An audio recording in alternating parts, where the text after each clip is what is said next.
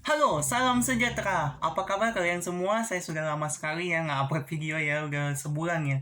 Banyak yang bilang masih upload gak? Masih. Saya masih terus berkomitmen untuk ngupload video, meng-share segala sesuatu apa yang saya dapatkan dalam kehidupan saya sehari-hari, apa yang saya baca di Alkitab, atau apa yang saya dengar di khotbah pendeta. Saya rindu sekali untuk meng-share ya segala sesuatunya untuk kalian juga bisa dengar apa yang saya dapatkan. Saya bukan dari latar belakang agama ya, bukan dari pendidikan agama, tapi saya mau coba untuk men-share aja, untuk hobi saya untuk seperti ini ya, men-share segala sesuatu apa yang saya dapatkan, untuk saling menguatkan aja sesama kita manusia ya. Jadi tema kali ini saya akan membahas tentang uh, oh iya ya, kenapa saya udah lama ya tidak upload, karena kendala kesibukan, kendala pekerjaan, ada masalah pekerjaan, ada kesibukan juga. Jadi saya nggak bisa sering-sering upload, tapi saya usahakan untuk mengupload video sebisa mungkin. Apa yang saya dapatkan saya akan share kepada kalian. Jadi tema kali ini yaitu tentang menguasai hati ya, kuasai hati. Tema pembahasan saya kali ini adalah kuasai hati. Karena akhir-akhir ini banyak orang sekali itu panas hati ya, banyak orang panas hati karena faktor pandemi, faktor keluarga, faktor di PHK, kebijakan pemerintah, ketidakpuasan, macam-macam ya. Akhirnya apa? Anarkis, rusuh, penghancuran, penganiayaan, perusakan, kriminalitas, perang, dan sebagainya ya. Jadi kalau kita bisa menguasai hati, artinya kita bisa mengendalikan diri. Nah, mengendalikan diri itu seperti apa? Mengendalikan diri itu mengendalikan lidah, mengendalikan perbuatan, dan buah-buah roh di dalamnya kayak kasih, sukacita, damai sejahtera, kesabaran, dan lain-lain ya.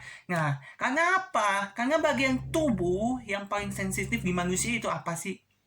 Bagian tubuh yang paling sensitif di dalam manusia itu di dalam hati. Hati itu yang paling sensitif di dalam manusia itu. Nah, kalau kita sudah bisa menaklukkan hati manusia, apapun kita bisa dapatkan loh. Nah, kalau kita sudah kecewain hati manusia, wow, bisa dari kriminalitas apapun bisa dilakukan ke kita. Wah, hati-hati, hati ini paling sensitif. Jadi Mazmur di Alkitab ya, di Mazmur 76 ayat 10. Nah, saya bacakan ya. Berhentilah marah dan tinggalkanlah panas hati. Itu, janganlah marah, itu akan membawa kamu kepada kejahatan. Berhentilah marah dan tinggalkan panas hati itu. Janganlah marah, itu hanya membawa kepada kejahatan. Di sini jelas banget ya, firman Tuhan mengatakan kalau kita panas hati bisa membawa kita kepada kejahatan.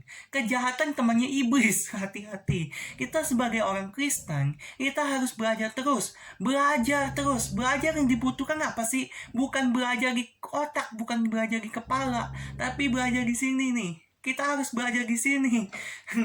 Dunia nggak butuh orang pintar. Dunia nggak butuh orang pintar. Di dunia dibutuhkan adalah orang yang berkarakter baik. Dia yang mampu menguasai psikologi orang. Dia yang mampu menguasai apapun kendali hati seseorang, itu yang menang. Kalau orang yang terlampau cerdas tapi berkarakter buruk, korupsi, tidak jujur, orang nggak mau rekrut dia. Buat apa? Cerdas tapi nggak mau diajar. Dia rese, nggak mau, dia maunya dia aja.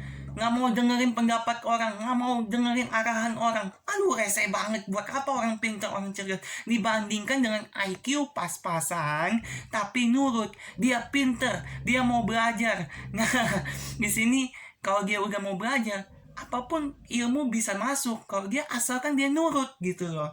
Dia punya kepribadian yang bagus. Nah, kenapa negara satu dengan negara lainnya bisa perang?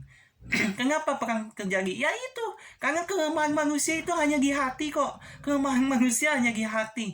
Ya, karena dia blokir ini, dia blokir ini. Dia klaim ini, dia klaim balik. Dia jatuhin ini, dia jatuhin lagi. Dia tutup ini, dia tutup lagi. Jontor-jontoran, dia beli, ya kan? Lama-lama ribut, perang. Orang yang bisa mengendalikan diri, dia yang bisa menguasai hati, dia yang menang. Jangan egois. Kesabaran bisa habis, apapun bisa.